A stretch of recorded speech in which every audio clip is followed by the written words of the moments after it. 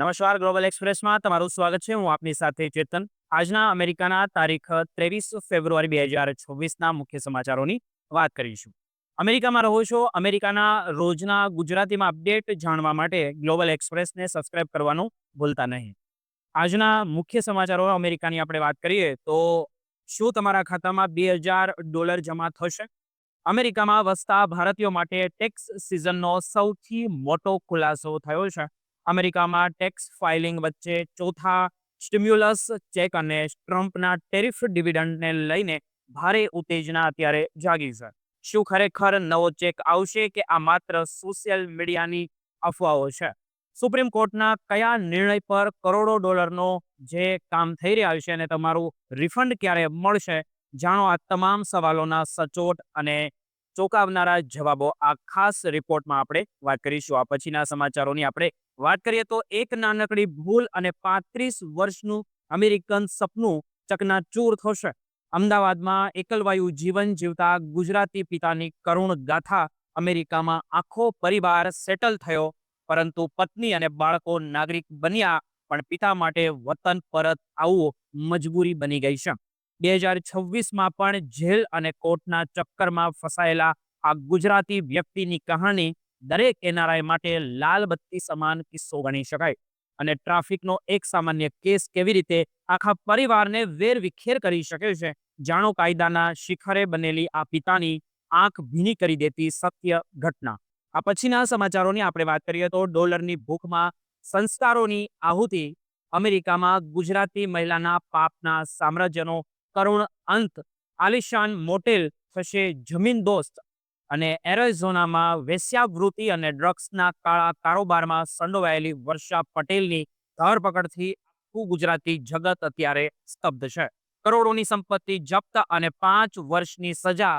શું લાલચમાં આવીને આપણે આપણી પેઢીઓની આબરૂ વેચી રહ્યા છીએ?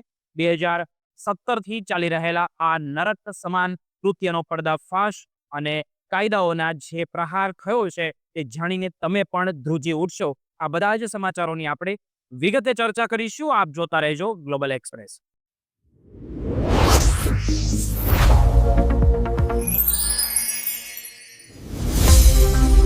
અમેરિકામાં અત્યારે ટેક્સ સિઝન પૂરા જોશમાં ચાલી રહી છે અને ખાસ કરીને ત્યાં વસતા ભારતીય ટેક્સ પેયર્સના મનમાં અત્યારે 3 મોટા સવાલો ઘૂમી રહ્યા છે. જેમાં પહેલો સવાલ એ છે કે શું કોઈ નવો સ્ટિમ્યુલસ ચેક આવવાનો છે? બીજો સવાલ ડોનાલ્ડ ટ્રમ્પના તે $2000 ટેરિફ ડિવિડન્ડ જે હતો તેનું શું થયું અને ખરેખર તે મળશે કે નહીં? અને ત્રીજો સૌથી મહત્વનો પ્રશ્ન એનઆરઆઈ માટે એ છે કે આઈઆરએસ રિફંડ સ્ટેટસ કેવી રીતે ચેક કરવું અને તમારા પૈસા તમારા ખાતામાં ક્યારે જમા થશે? આજે અમે આ તમામ મુદ્દાઓ પરથી પડદો ઉઠાવવા જઈ રહ્યા છીએ, જેથી તમને એકદમ સ્પષ્ટ ચિત્ર મળી શકે. સૌથી પહેલા સ્ટિમ્યુલસ ચેકની વાત કરીએ તો અત્યાર સુધી કોંગ્રેસ કે પછી આઈઆરએસે અત્યારે દ્વારા કોઈ પણ નવા સ્ટિમ્યુલસ ચેકની મંજૂરી આપવામાં આવી નથી. સોશિયલ મીડિયા પર અનેક અફવાઓ અત્યારે ચાલી રહી છે કે 2025 કે 2026માં ચોથો સ્ટિમ્યુલસ ચેક આવશે, પરંતુ સત્તાવાર રીતે આવી કોઈ જ જાહેરાત નથી થઈ. પણ યાદ રાખો કે કોવિડના સમયે 3 સ્ટિમ્યુલસ પેમેન્ટ આપવામાં આવ્યા હતા અને ત્રીજા પેમેન્ટમાં ક્લેમ કરવાની છેલ્લી તારીખ 15 એપ્રિલ 2025 હતી, જે હવે પૂરી થઈ ગઈ છે અને જતી રહી છે. એટલે કે જૂના સ્ટિમ્યુલસ હવે કોઈ પણ નવો ક્લેમ કરી શકાશે નહીં. જો કોઈ ઓનલાઈન તમને હજુ પણ ક્લેમ કરવાની લાલચ આપે તો તમારે સાવધાન થઈ જવાની જરૂર છે, કારણ કે તે ફ્રોડ તમારી માટે હોઈ શકે છે. હવે આપણે વાત કરીએ કે ડોનાલ્ડ ટ્રમ્પના તે $2000 ટેરિફ ડિવિડન્ડ પ્રપોઝલની. તો ટ્રમ્પે એવું કહ્યું હતું કે જો ટેરિફથી આવક થશે તો મધ્યમ અને ઓછી આવક ધરાવતા અમેરિકનોને 2026માં $2000 સુધીનું પેમેન્ટ મળી શકે છે. પરંતુ મિત્રો, ખાસ નોંધજો કે આ માત્ર એક પ્રપોઝલ છે. તેને હજુ સુધી કોંગ્રેસ પાસ નથી કરતું અને આઈઆરએસ દ્વારા પણ કોઈ માળખું જાહેર કરાયું નથી. અહીં સૌથી મોટું ફેક્ટર સુપ્રીમ કોર્ટનો આવનારો નિર્ણય છે કે કોર્ટે એ નક્કી કરશે કે જે ટેરિફ દ્વારા આ પૈસા આવવાના છે તે કાયદેસર રીતે માન્ય છે કે નહીં. જો સુપ્રીમ કોર્ટ આ ટેરિફને લીગલી માન્ય રાખશે તો જ આ ડિવિડન્ડ પ્લાન પર આગળ ચર્ચા થશે. એટલે કે અત્યારે કોઈ મોટી આશા રાખતા પહેલા એ સમજવું ખૂબ જરૂરી છે કે મામલો હજુ કાયદાકીય ગૂંચવણોમાં છે. કે હવે પ્રેક્ટિકલ વાત આપણે એ કરીએ કે IRS રિફંડ પ્રોસેસની જો તમે ફાઇલિંગ કર્યું છે અને ડાયરેક્ટ ડિપોઝિટની વિગતો આપી છે તો સામાન્ય રીતે 21 દિવસમાં રિફંડ આવી જાય છે. પરંતુ જો બેંક વિગતો નથી આપી તો પેપર ચેક આવતા 6 થી 8 અઠવાડિયા લાગી શકે છે. માત્ર રિટર્ન ફાઇલ કરવાથી રિફંડ નથી આવતું. પહેલા IRS તેને જોવે છે અને એપ્રુવલ પછી આપે છે. ત્યારબાદ જ પેમેન્ટ ઇસ્યુ થાય છે. તમે IRSના official tool where in my refund પર જઈને સ્ટેટસ તમારું ચેક કરી શકો છો, જેના માટે સોશિયલ સિક્યુરિટી નંબર અને રિફંડની ચોક્કસ રકમ જોઈશે. અમેરિકામાં રહેતા ભારતીય પ્રોફેશનલ H-1B હોલ્ડર્સ અને ગ્રીન કાર્ડ હોલ્ડર્સ માટે ખાસ સલાહ એ છે કે સોશિયલ મીડિયાની અફવાઓ પર વિશ્વાસ ન કરવો. ટેક્સ ફાઇલિંગમાં નાની ભૂલ પણ તમારા રિફંડમાં મોટું વિલંબ કરાવી શકે છે. માટે તમારી આવકની વિગતો અને બેંક એકાઉન્ટ નંબર 2 વાર તમારે ચેક કરવા ખૂબ જરૂરી છે. જો કેસ જટિલ હોય તો ટેક્સ પ્રોફેશનલની મદદ તમારે લેવી હંમેશા હિતાવહ છે.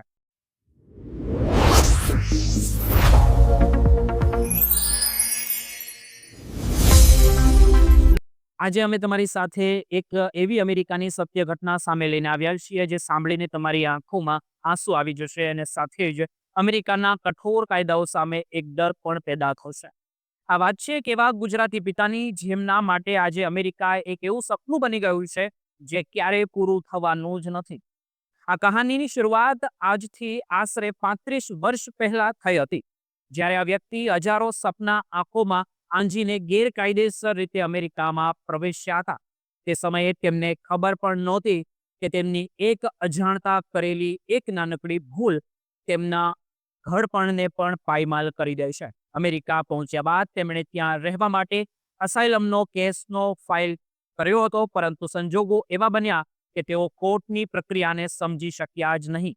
વકીલ રાખવાના પૈસા નહોતા અને આ દરમિયાન તેમણે પોતાનું રહેઠાણ પણ બદલી નાખ્યું હતું, જેમના કારણે કોર્ટ તરફથી આવતી નોટિસો તેમના સુધી ક્યારેય પહોંચી જ નહીં અને તેઓ સુનાવણીમાં હાજર રહી ન શક્યા. પરિણામે અમેરિકાની ઇમિગ્રેશન કોર્ટે તેમને ભાગેડુ જાહેર કરી દીધા અને વર્ષો પહેલા જ તેમના નામે એક ફાઇનલ ડિપોર્ટેશન ઓર્ડર એટલે કે દેશ નિકાલનો આદેશ બહાર પાડી દીધો હતો, જેની જાણ આ વ્યક્તિને વર્ષો સુધી થઈ જ નહીં. આ દરમિયાન તેઓ અમેરિકામાં મહેનત કરતા જ રહ્યા અને પોતાના પરિવારને પણ ત્યાં બોલાવી લીધો. તેમણે પોતાના પુત્રને ત્યાં સેટલ કર્યો અને બંને દીકરીઓના લગ્ન અમેરિકન નાગરિકો સાથે કરાવ્યા. સમય જતાં તેમની પત્નીને પણ દીકરી મારફતે ગ્રીન કાર્ડ મળ્યો અને આજે તેઓ અમેરિકાના ફૂલ સિટીઝન બની ગયા છે. આખું ઘર અમેરિકન બની ગયું હતું. પણ વર્ષ 2015માં જ્યારે તેમના પુત્રના સ્ટોર પર એક લૂંટની ઘટના બની અને તે સંદર્ભ જ્યારે પરિવારના સભ્યોએ યુ વિઝા માટે અરજી કરી ત્યારે નસીબે જોર કર્યું અને પોલીસ તપાસમાં આ વ્યક્તિનો જૂનો ડિપોર્ટેશન ઓર્ડર બહાર આવી ગયો.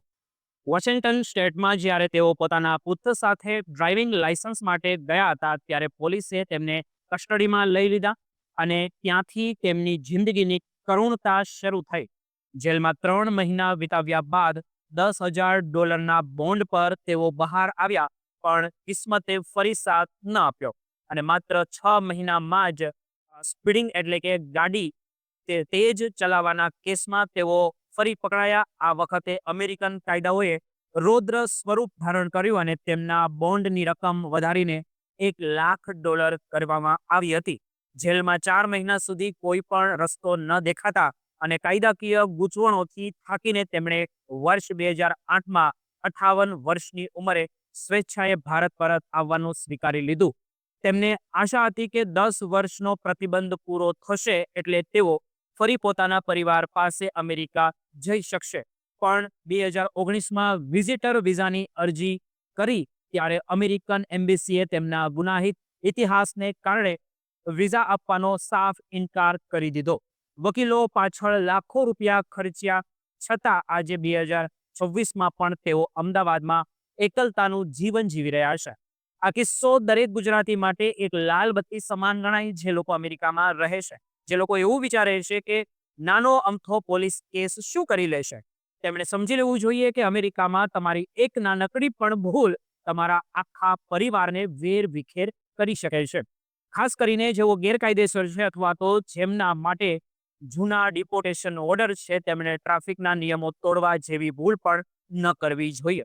આજે અમેરિકામાં કાયદાઓ એટલા કડક બન્યા છે કે ગ્રીન કાર્ડ રિન્યુઅલ વખતે પણ તમારી કુંડળી જોવામાં આવે છે. જો તમારા નામે કોઈ ગુનો હશે તો તમારે અમેરિકા છોડવાની નોબત આવી શકે છે.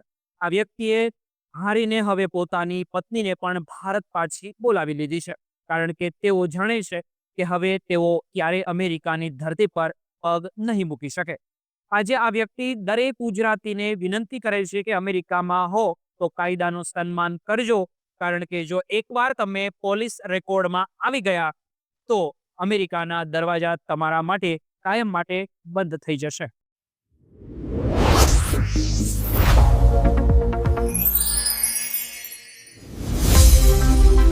આજે અમેરિકાના દરેક એનઆરઆઈનું દિલ ભરાઈ આવે અને આંખમાં આંસુ આવી જાય તેવા સમાચાર તમારી સમક્ષ હું લાવ્યો છું, કારણ કે જ્યારે આપણું પોતાનું જ કોઈ લોહી આપણી પેઢીની આબરૂને બજારમાં વેચી દે ત્યારે દુઃખની કોઈ સીમા નથી રહેતી.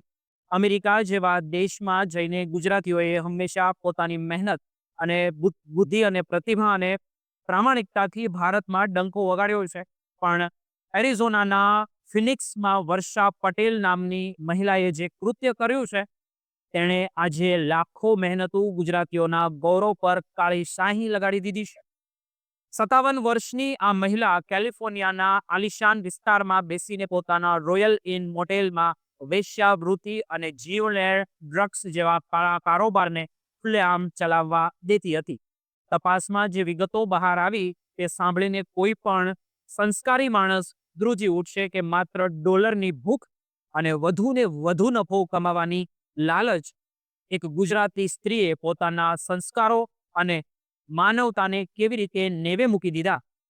વર્ષ 2017થી ચાલી રહેલી આ મોટેલ ધીરે ધીરે પાપનું કેન્દ્ર બની ગઈ હતી, જ્યાં 24 કલાક ગેરકાયદેસર કામો થતા હતા અને વર્ષા પટેલ બધું જ જાણતી હોવા છતાં મૌન રહી, કારણ કે તેના માટે સંબંધો કે સંસ્કારો કરતા પૈસા વધારે કિંમતી હતા. તેની પિતરાઈ બહેન નીલમ પટેલ પણ આ નરક સમાન કૃત્યમાં તેની ભાગીદાર બની, જે ખરેખર હૃદયદ્રાવક બાબત છે. શું આપણે વિદેશની ધરતી પર આ કરવા માટે જઈએ છીએ કે સમાજ અતિથિ દેવો ભવમાં માને છે કે સમાજની વ્યક્તિ જ્યારે આવા ગંદા ધંધામાં સંડોવાય ત્યારે આખા વિશ્વમાં આપણી છબી ખરાબ થઈ જાય છે, માત્ર ને માત્ર એક ગુજરાતી આવી મહિલાઓને કારણે. અમેરિકાની પોલીસને વર્ષોથી ફરિયાદો મળતી હતી કે ડ્રગ્સના ઓવરડોઝને કારણે લોકોના હવે જીવ જતા રહ્યા છે, છતાં માલિકોના પેટનું પાણી હલતું નહોતું. આખરે કાયદાના લાંબા હાથે તેમને પકડી પાડ્યા છે. ફેડરલ કોર્ટે ભલે વર્ષા પટેલને 5 વર્ષની પ્રોબેશનની સજા આપી હોય અને જેલ જવામાંથી મુક્તિ આપી હોય, પણ જે સામાજિક પ્રતિષ્ઠા તેમણે ગુમાવી છે એ ક્યારેય પાછી નહીં મળે. કોર્ટે હવે આ આખી મોટેલને તોડી પાડવાનો આદેશ પણ આપ્યો છે, જે ખરેખર એ સાબિત કરે છે કે પાપનું પ્રતીક ક્યારેય ટકી શકતું જ નથી. આ સાથે જ વર્ષા પટેલની આશરે $7.5 લાખ સંપત્તિ જે ગેરકાયદેસર રીતે કમાઈ હતી તે પણ સરકારે હવે જપ્ત કરી લીધી છે. આ કિસ્સો દરેક વ્યક્તિ એટલે કે ગુજરાતીઓ માટે લાલ બત્તી સમાન છે, જેઓ ટૂંકા રસ્તે અમીર બનવા માંગે છે અને અત્યારે અમેરિકાની દોડમાં છે ને એનઆરઆઈ કહેવાય છે. આજે અમેરિકામાં વસતા હજારો ગુજરાતીઓ પરિવારો શરમ અનુભવી રહ્યા છે, કારણ કે વર્ષા પટેલના આ એક પગલાને લીધે હવે ત્યાંના સ્થાનિક લોકો અને કાયદો દરેક ગુજરાતીઓને શંકાની નજરે જોશે. જે ગુજરાતીઓએ હોસ્પિટાલિટી સેક્ટરમાં પોતાનું લોહી પરસેવો અને એક કરીને નામ બનાવ્યું, તેમના માટે આ એક કાળો પ્રકરણ કહેવાય. વર્ષા પટેલે કોર્ટમાં કબૂલાત કરી કે તે જાણતી હતી કે તેની મિલકત પર ખોટા કામો પણ થઈ રહ્યા છે, પણ તેણે તે રોક્યા જ નહીં ક્યારેય પણ, કારણ કે તેને વધુ ને વધુ પૈસા જોતા હતા, વધુ ને વધુ રૂમ ભાડે આપતી હતી કે નફટાઈ અને લાલચ ખરેખર સમાજ માટે ઘાતક છે. હવે આ મોટેલ જમીન દોસ્ત થઈ જશે અને તેની સાથે જ વર્ષા પટેલના આ ગંદા સામ્રાજ્યનો પણ અંત આવશે. પણ સવાલ તો એ બાકી રહી જાય છે કે શું આપણે ક્યારે આપણી આ ગુમાવેલી આબરૂ પાછી મેળવી શકીશું?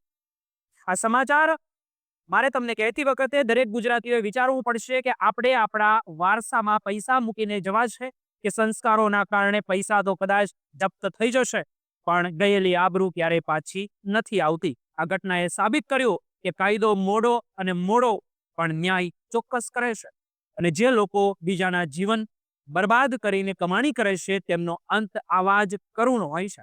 તમારું આ વિશે શું કહેવું છે તે જરીક કોમેન્ટ કરીને જણાવજો.